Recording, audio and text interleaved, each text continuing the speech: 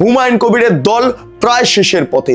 হুমায়ুন কবির সংশ্লিষ্ট ব্যক্তি অর্থাৎ কামাল হাসান তাকে পাত্তা দিচ্ছেন না। মুখপত্র, প্রধান মুখপত্রের পদ থেকে ইস্তফা দিয়ে জেইউপি বা হুমায়ুন কবিরের হাত ছাড়লেন এই কামাল হাসান। হুমায়ুন কবিরের জেলারই এক নেতা ছেড়ে চলে গিয়েছেন মুর্শিদাবাদের। তিনি জেলা সভাপতির দায়িত্বে ছিলেন, আর আজকের দিনে দাঁড়িয়ে প্রধান মুখপাত্র। মুসলিম নেতা হিসাবে এই রাজ্যে আত্মপ্রকাশ করতে চাইছেন এবং সেখানে বাধা হয়ে দাঁড়াচ্ছেন একজন ব্যক্তি যার নাম নওশাদ সিদ্দিকী। হুমায়ুন কবির নিজেরটা গুছিয়ে নিয়েছেন, কিন্তু সকলকে নিয়ে এগোনোর যে বার্তা হুমায়ুন কবির দিয়েছিলেন সেটা রাখতে পারেননি।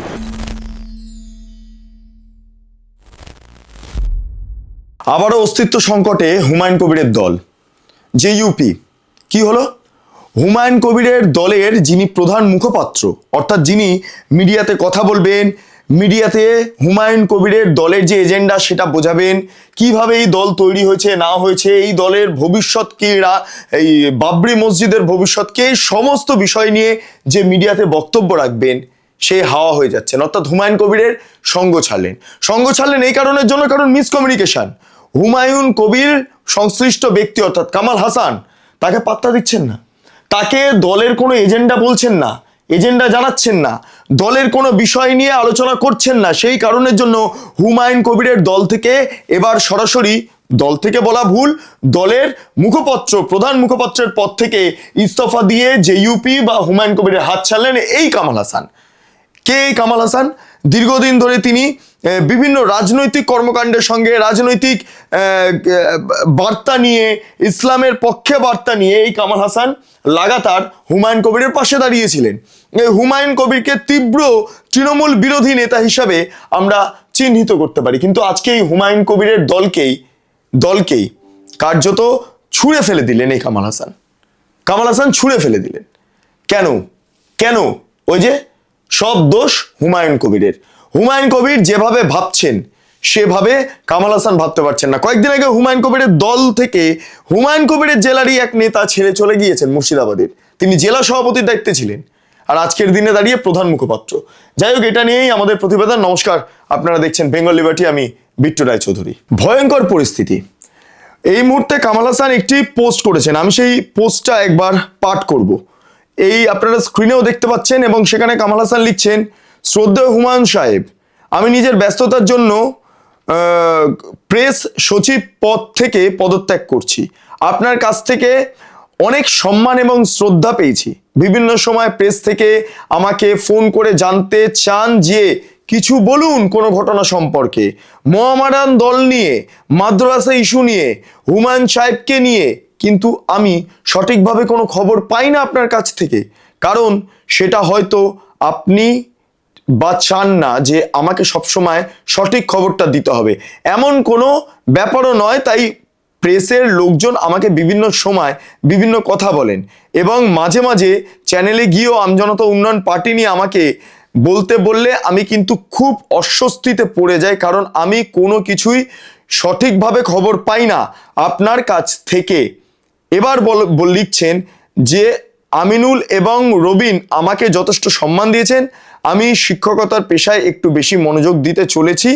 এবার কামাল হাসান, অর্থাৎ এই যেই আমি খবর পাচ্ছি বা কামাল হাসানের পোস্ট থেকে বা কামাল হাসানের বক্তব্য থেকে যেটা জানতে পাচ্ছি, দল ছাড়ছেন হুমায়ুন কবিরের দলের প্রধান মুখপাত্র। আগেও জানিয়ে রাখি যে কয়েকদিন আগে এই প্রায় এক মাস হবে, হুমায়ুন কবিরের দল থেকে এই মুর্শিদাবাদের যিনি জেলা সভাপতির দায়িত্বে ছিলেন তিনি ইস্তফা দিয়ে ফেলেছেন। হুমায়ুন কবিরের দলে অর্থের বিনিময় পদ বিলিয়ে দেওয়া হচ্ছে, কোনো নিয়ম কানুন মানা হচ্ছে না, ইত্যাদি ইত্যাদি। এই বিষয়গুলোকে সামনে রেখে ইতিমধ্যে পদ থেকে সরে যে গিয়েছেন হুমায়ুন কবিরের জেলার যিনি নেতা তিনি। ফলে এখানেই বোঝা যাচ্ছে যে হুমায়ুন কবির নিজের দল টেকাতে কার্যত ব্যর্থ হচ্ছেন এই মুহূর্তে। তার মধ্যে তো ভুলভাল কথা তো রয়েছে, এই সেটা ভেঙে দেবো ইত্যাদি ইত্যাদি কথা বলে হুমায়ুন কবির প্রবলভাবে সমালোচনার মুখে হচ্ছেন। মানে এই যে বিধানসভা অধিবেশনটা গেল, যে বিশেষ বাজেট অধিবেশন, সে বাজেট অধিবেশনে আমরা খুব ইম্পর্টেন্ট ভাবে দেখলাম যে হুমায়ুন কবিরের উপস্থিতি প্রায় ছিলই না। হুমায়ুন কবির যেখানকার এই মুহূর্তে বিধায়ক, কেবলমাত্র নওদার বিধায়ক, কারণ রেজিনগর তিনি ছেড়ে দিয়েছেন, এই নওদার বিধায়ক হিসাবে নওদার কোনো সমস্যা হুমায়ুন কবির দলের অভ্যন্তরে হোক বা বিধানসভার অভ্যন্তরে হোক উল্লেখ করেননি। এবং উল্লেখ না করার পেছনে কারণটা জানেন? তার কারণ এটাই যে হুমায়ুন কবির মনে করেন যে তিনি মুসলিম তাস খেলে উতরে যাবেন। সামনে রেজিনগর নির্বাচন, এই রেজিনগরের উপনির্বাচনের ক্ষেত্রে যেটা ঘটতে পারে সেটা অত্যন্ত ভয়ঙ্কর একটা ছবি। কি জানেন?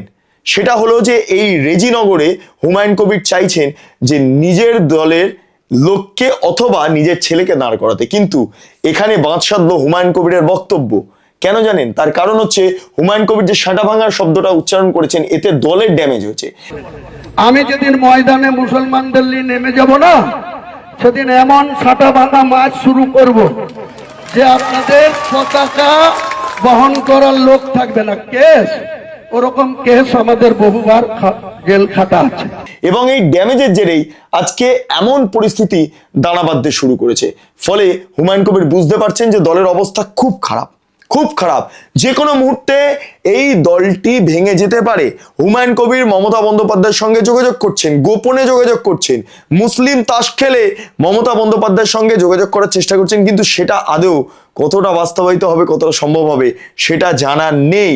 তবে এই মুহূর্তে দাঁড়িয়ে আপনাদের জানিয়ে রাখি যে হুমায়ুন কবির এই এক এক করে দল থেকে চলে যাচ্ছে না, হুমায়ুন কবিরের সঙ্গ ছেড়ে দিচ্ছে, এতে করে তিনি বেজায় চাপে পড়ে গিয়েছেন।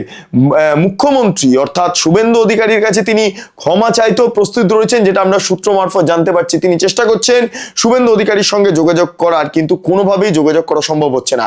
তার পাশে জানিয়ে রাখি রেজিনগরে আইএসএফ এর তরফে প্রতিদ্বন্দ্বিতা করবেন এই হুমায়ুন কবিরের বিরুদ্ধে নওশাদ সিদ্দিকীর কোনো এক প্রতিনিধি। ফলে এটাও একটা ভয়ঙ্কর ছবি হয়ে দাঁড়াতে পারে হুমায়ুন কবিরের কাছে। হুমায়ুন কবির নিজে মুসলিম নেতা হিসাবে রাজ্যে আত্মপ্রকাশ করতে চাইছেন এবং সেখানে বাধা হয়ে দাঁড়াচ্ছেন একজন ব্যক্তি যার নাম নওশাদ সিদ্দিকী। কারণ যদি হুমায়ুন কবির এবার রেজিনগর থেকে তার প্রতিনিধিকে জেতাতে পারেন, তাহলে হুমায়ুন কবিরের যেটা সিম্বল রয়েছে সেটা ইলেকশন কমিশনের রিজার্ভ হয়ে যাবে। আর অন্যদিকে দাঁড়িয়ে যদি নওশাদ সিদ্দিকী জেতাতে পারেন নিজের দলকে, তাহলে নওশাদ সিদ্দিকীর সিম্বল রিজার্ভ হয়ে যাবে। এই হচ্ছে মুদ্রা বিষয়। এই আবহে দাঁড়িয়ে হুমায়ুন কবির বুকে আশা বেঁধেছেন, বুকে অনেক আশা নিয়ে তিনি দলটাকে চালনা করছেন। কিন্তু সেই সময় মুর্শিদাবাদের জেলা সভাপতির পদত্যাগ হোক বা এখানে কামাল হাসানের পদত্যাগ হোক, কামাল হাসান যে অভিযোগ করছেন যে হুমায়ুন কবির কোনো কন্ট্যাক্টই করেন না, হুমায়ুন কবিরের কোনো রকম কোনো নির্দিষ্ট কোনো এজেন্ডা থাকলে সেই এজেন্ডা কামাল হাসানকে জানাচ্ছেন না। তার ফলে এই প্রেস সচিব, দলের প্রেস সচিব বা প্রধান মুখপাত্রের যে পদ, সেই পদ আগলে রেখে লাভ কি? এবং হুমায়ুন কবিরের যেটা জানা যাচ্ছে যে প্রচুর টাকা তো তিনি কামিয়েছেন, সেই টাকা এদিক ওইদিক সেদিক তিনি বিলিয়ে মোটামুটি তার যেই রাজত্বটা সেটা তিনি কায়েম করেছেন এবং পাশে যারা রয়েছেন তাদেরকে ফেলে দিয়েছেন রীতিমতো, তাদেরকে জানাচ্ছেন না কিছু। হুমায়ুন কবির নিজেরটা গুছিয়ে নিয়েছেন, কিন্তু সকলকে নিয়ে এগোনোর যে বার্তা হুমায়ুন কবির দিয়েছিলেন সেটা রাখতে পারেননি। ফলে সবটা মিলিয়ে এই মুহূর্তে পলিটিক্স তুঙ্গে, হুমায়ুন কবিরের দল প্রায় শেষের পথে।